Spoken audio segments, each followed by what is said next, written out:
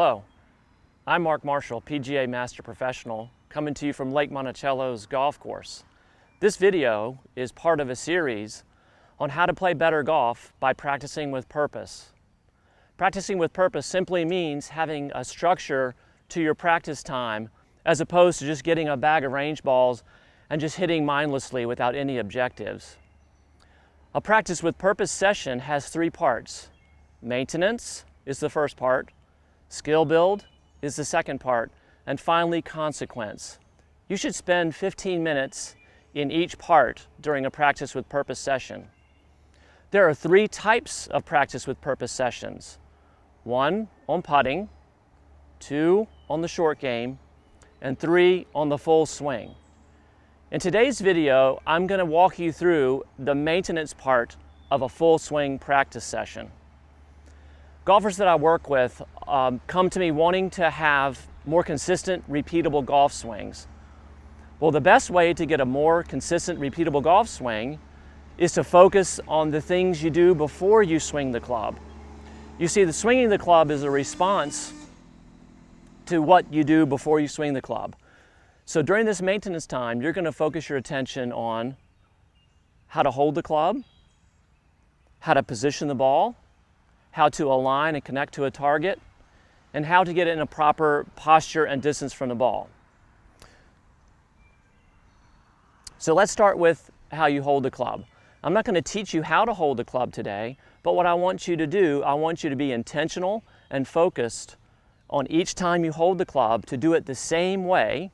And your goal would be to hold the club in such a manner that it would return the club face to square upon impact. Next, we're going to talk about how to connect and align to your target. So I've got a driveway marker here on the ground, this red marker, and you're going to place this marker on the ground pointing directly at your intended target.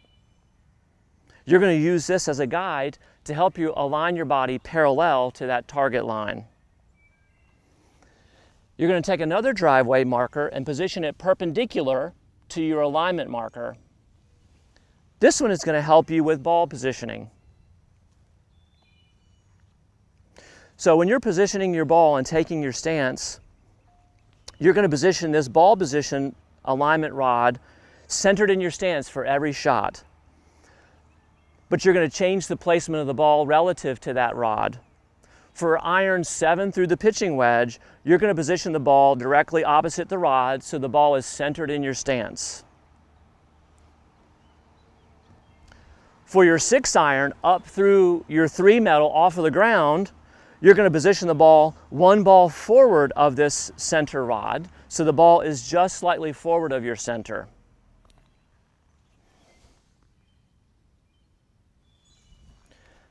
And for your driver off of the tee, you're going to place the ball 2 balls forward of the center rod.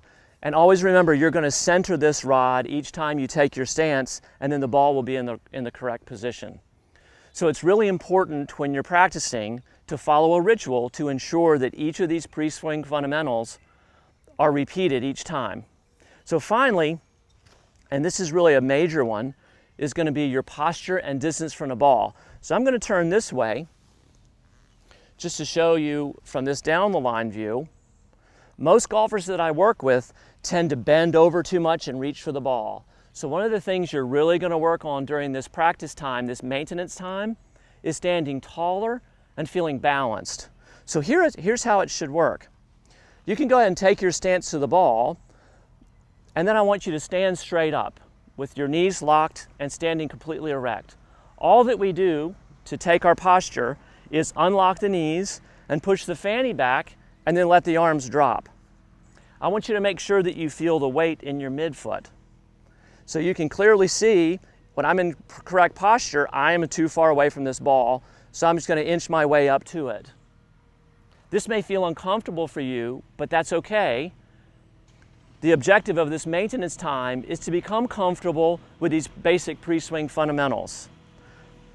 Okay, so now that we're prepared, I'm going to walk you through the session.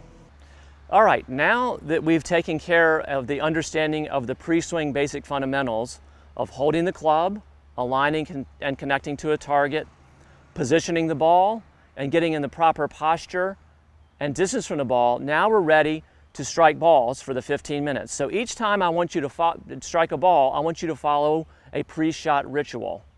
And it's going to start from behind the ball.